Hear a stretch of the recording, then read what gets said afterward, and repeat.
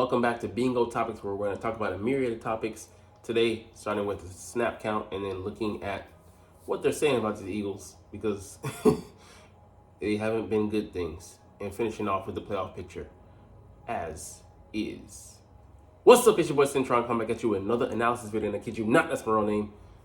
Like I said, first up here, the Eagles snap count analysis for Week 16 versus the Giants. And yeah, man, let's see who needs more playing time, who needs to have their playing time reduced, and who needs to just disappear altogether. All right, quarterback Jalen Hurts. Same as every week. I'm going to tell you the same thing. He should be out there. I only questioned last week with the Seahawks because he was under the weather, but he looked like himself, and he played a pretty decent game. The pick wasn't on him. I'll put that on Goddard. But the play before it could have been very well, could have been a pick. That being said, he played solidly for most of the night, but he played within the scheme. One bad thing we'll get to in a second, but he can only do so much with the plays that they're giving him. And it was a pretty balanced night. He did have 8 rushes himself, so you kind of shave that off the rushing total, and it skews towards the passing game. Because the ones he took off on, those were unscheduled, and they were scheduled to be passing plays, but he just took Liberty. Sorry, Liberty Mutual got me on that. To go ahead and make those rushing attempts, but they originally planned to be passing attempts. So yeah, they need to give him more balance. And lo and behold, when we decided to run the football, look what can happen. Someone got 20 rushes, and they went off for 92 yards. But we'll get to that in a second. But what Jalen can't do is scramble out of the pocket. I mean, he gets flushed out of the pocket. When he allows himself to be flushed out of the pocket, it just destroys the play, and it turns into an instant scramble drill. And we haven't been good on those as of late because we don't have enough people downfield running routes. He needs to dump it off, if he's going to go ahead and do that, to just try and salvage the play to some degree. And when he did that last night to Gainwell, it was pretty productive. I think he had, 3 receptions. So Jalen just doesn't trust what he's seeing from what we are giving him to work with on the play. So that's a whole other thing. The whole chemistry and trust issues and arguments that we're having, seeing that devolve into that on the sidelines, just sad. We do not look like an 11-win team. All right, let's get to running back DeAndre Swift. He took the bulk of the carries. The snaps, but he did have the bulk of the carries. 20 rushes for 92 yards and a touchdown that he had to bull his way in there. Should have had another touchdown, but I think we got called on holding for that. No. His knee touched the ground, actually, so it shouldn't have been a touchdown, but nice effort from him, and you got to see that he can create.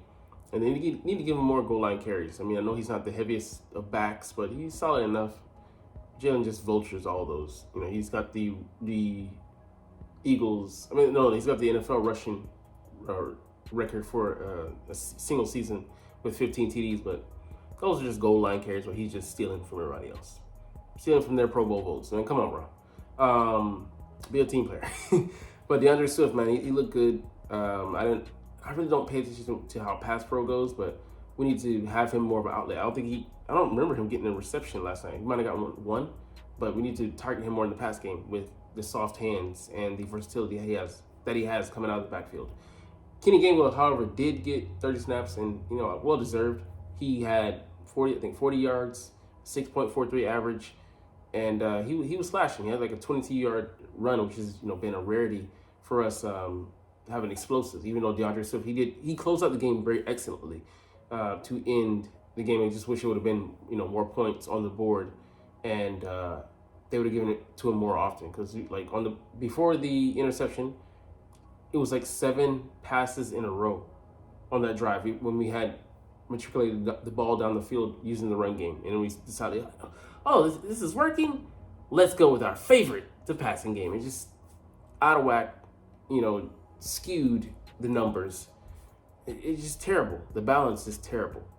Why do we have to have, why does it have to be a hostage situation? Have to have a gun put to our head, force us to run the goddamn football. It's sad. But Boston Scott got 2 snaps, 1 carry.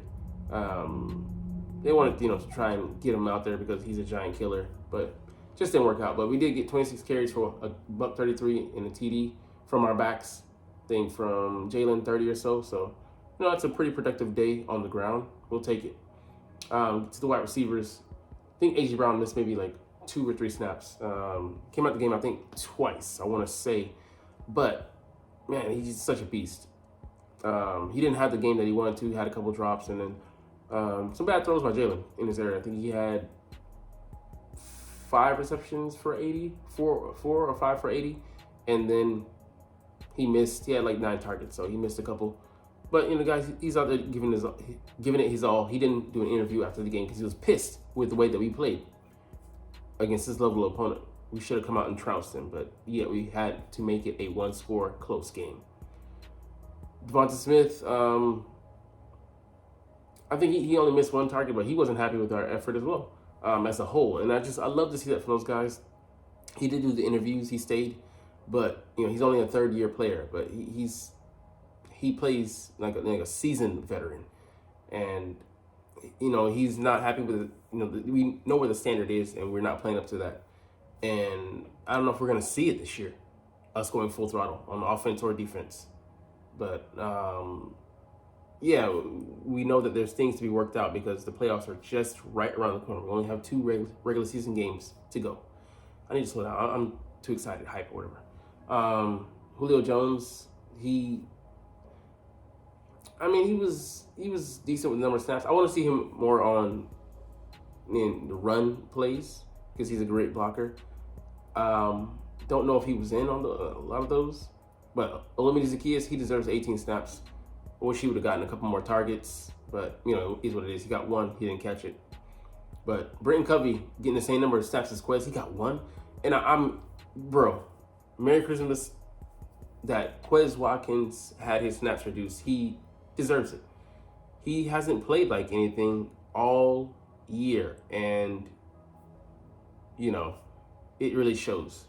So I really hope that we don't continue to just give him off of merit of we're going off of 2021 when he had his breakout year.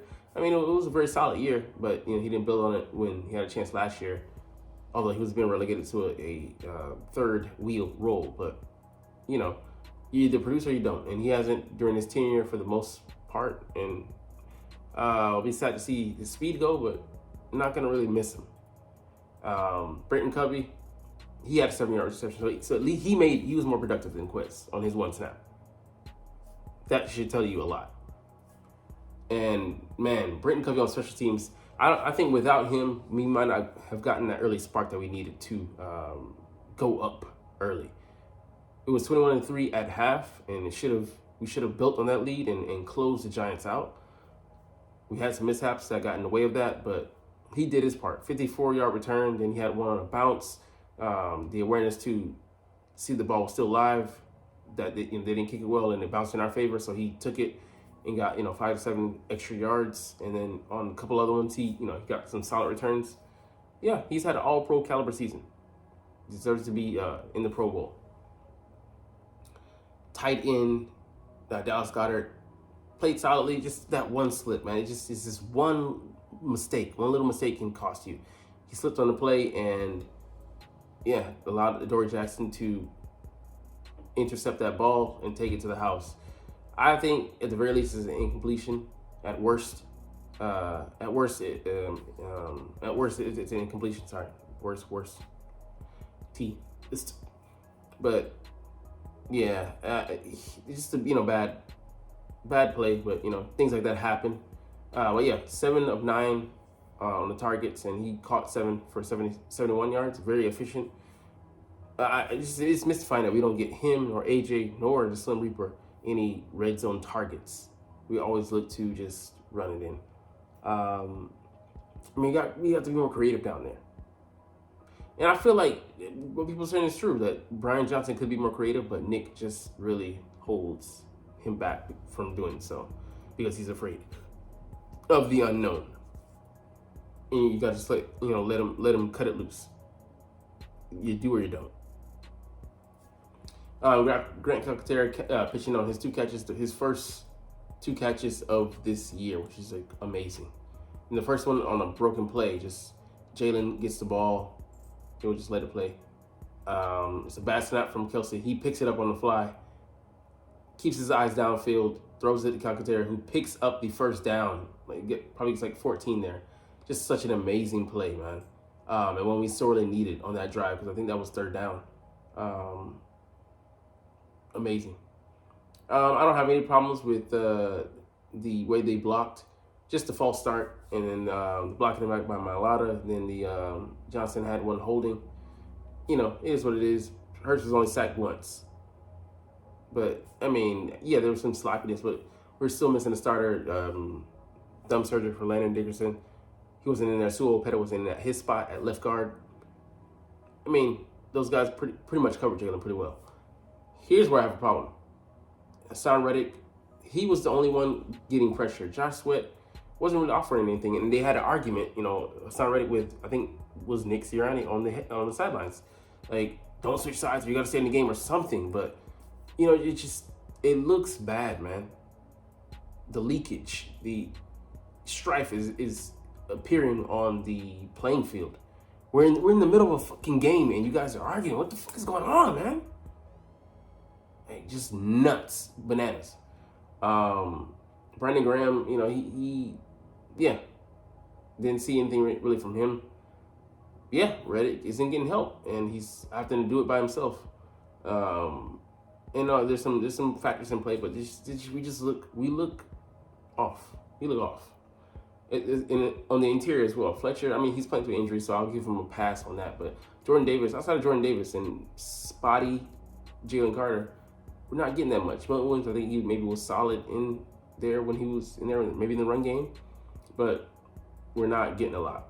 On the pass rush side, like Saquon Barkley holding him to 80 on 23 carries, 3.5 average. He'll take that. But yeah, Jalen Carter, those 2 costly penalties, or one that could have been. I don't think that, to be honest, I don't think it was a false start on the center. Him bobbing the head like that, I maybe get it, but that was very sketchy, to say the least. And him not getting off the field quick on a punt. We finally get into that situation where they're making the punt, and then you don't get off the field fast enough. And then we allow them to attempt a 4th and 1, which they convert, and they keep driving, which keeps the defense on the field, which gasses them even more. Could have been bad, man. Could have been bad.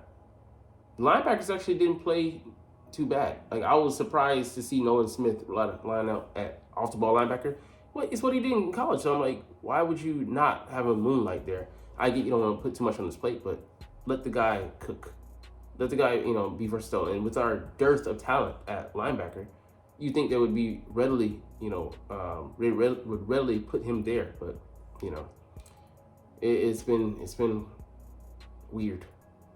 Ben Van Summer didn't play too badly. He was out of position at times, but what do you expect from a guy taking his first defensive snaps in week 16 nonetheless on defense, and he's a rookie? Like I said, in about, I would say 2 years or so, I think he could be a player for us.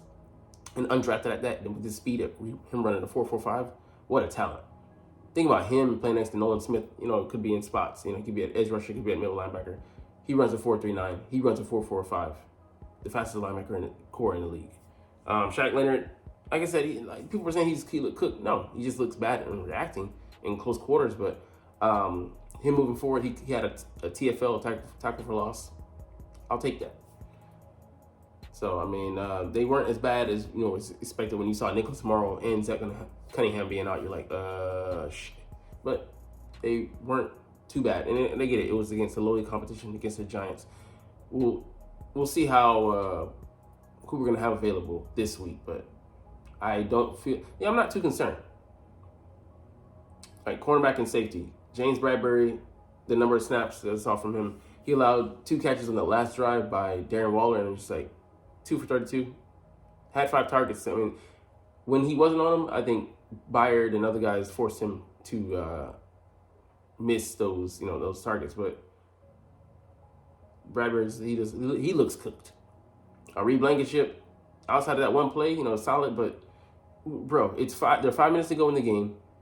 I get that they put you in a bad spot. It's similar to last year in Dallas, where they call that zone coverage, and it was on a 3rd and 36, whatever.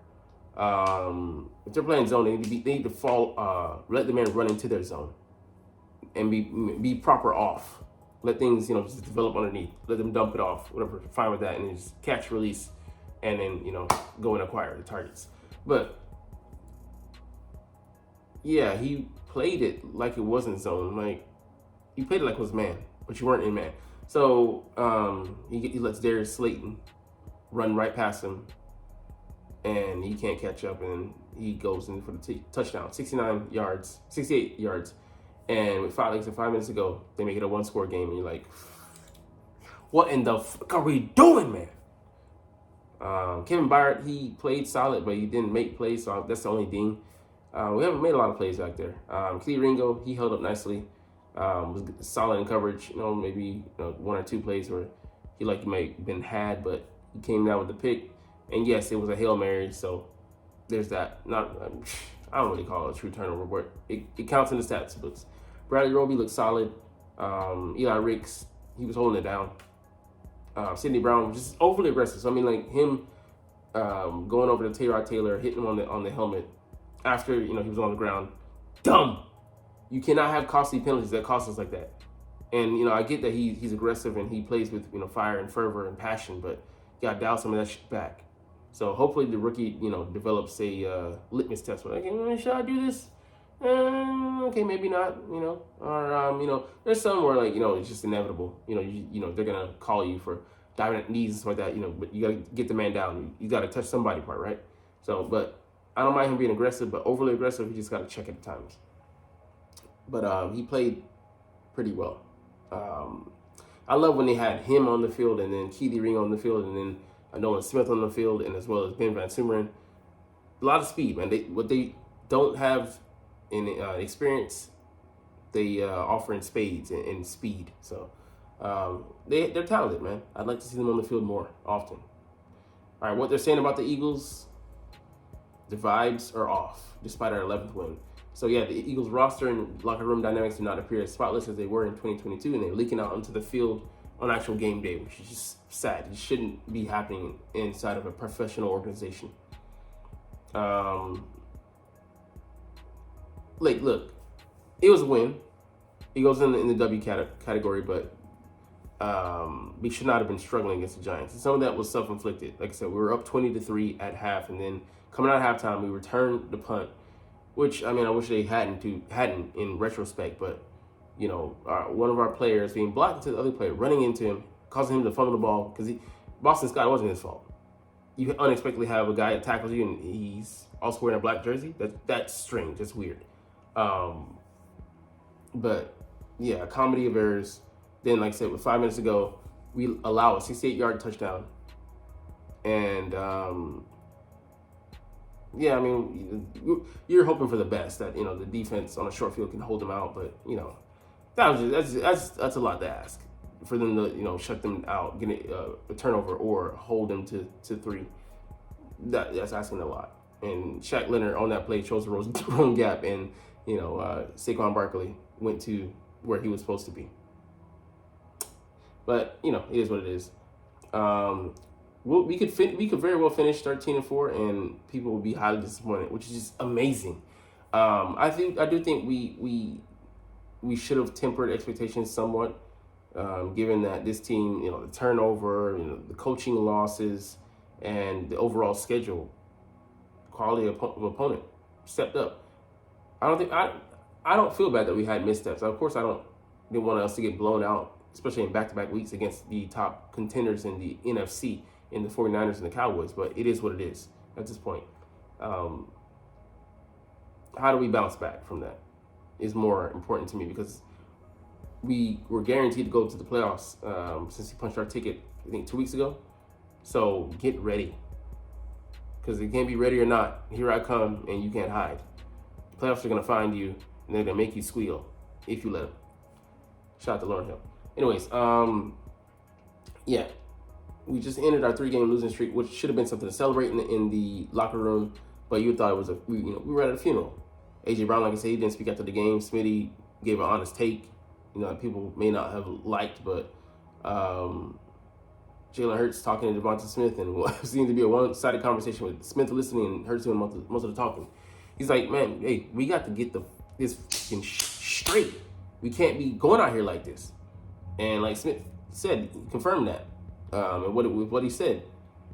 But yeah, it's either gonna go one or two ways. We return to the Super Bowl and everybody freaks about this, or it's gonna be a massive flame out. I see it being the second one because, as is, I don't see us beating potentially three teams on the way to the Super Bowl, or if we miraculously some way get to buy two teams and then going to the Super Bowl.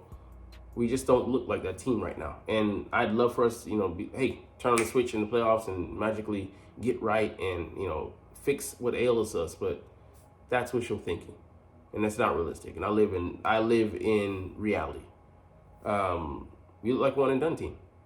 Hey, I'd love for the Eagles to prove me wrong. I'm hoping and wishing and praying that they do. But as is, we don't look like a contender. We look like in between a pretender and a contender. But yeah, if that happens, there will be hell to pay, and we're gonna get to the bottom of it, or at least I should say maybe Jeff Lurie is. But they gotta iron out so many issues from top down to bottom, management, coaching, and all the chemistry and culture issues that they've just created themselves. All right, we're gonna gloss over the tush push king being the TD holder, but it is what it is. But yeah, definitely, this ain't the way it's supposed to go. An excruciating win. Yeah, we were 14-point home favorites, and we let the game get away from us. We let the Giants cover the spread.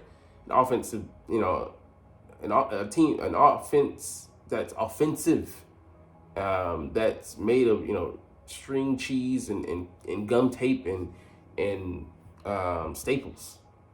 It was sad to witness. They have a 30-second point differential. They rank 32nd in point differential and DVOA, which means their effectiveness, and we let them come in here and do that. And now we got to go to them in 2 weeks. But yeah, it could have been worse. They did have a meltdown eventually over the course of the game. And, they cried over flags, but, who cares? Like, it's you can't be doing that. You can't be crying for the flags. That's why what Nick said a couple weeks ago, or about last week, he pissed me off saying that we were playing for the PI.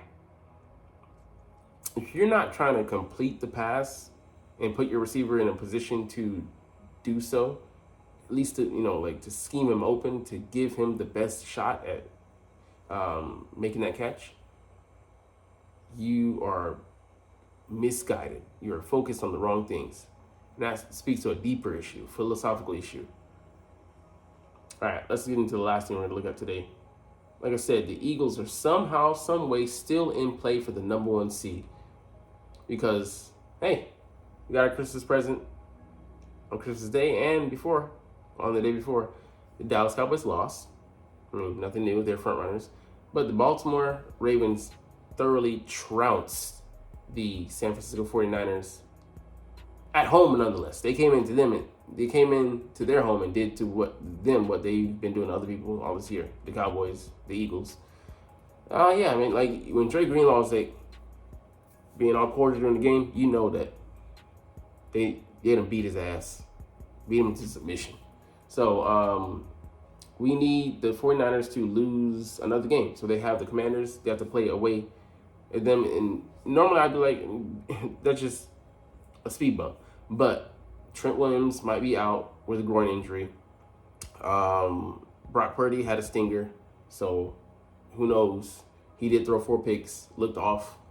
But yeah, they play the Rams the following week, so they could very well drop one of those games. And if we win out and they drop another game, we would be in play for the number 1 seed. But we do have the pesky Lions to worry about.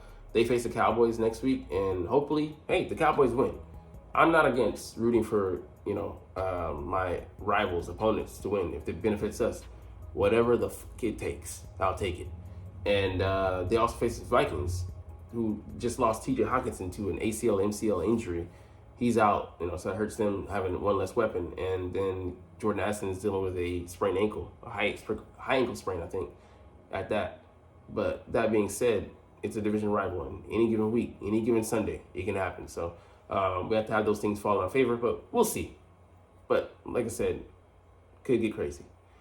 Well, hey, we got to win our games first. I'm worried. I am concerned about the Cardinals, especially that it's JG coming back in what could be a revenge game.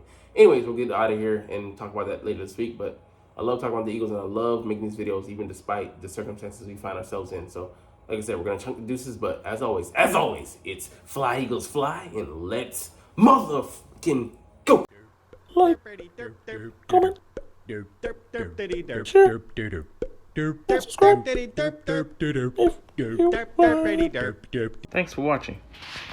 Check me out at Cintron, Cintron Anime, Cintron Life, or Cintron Laughs, or other social media.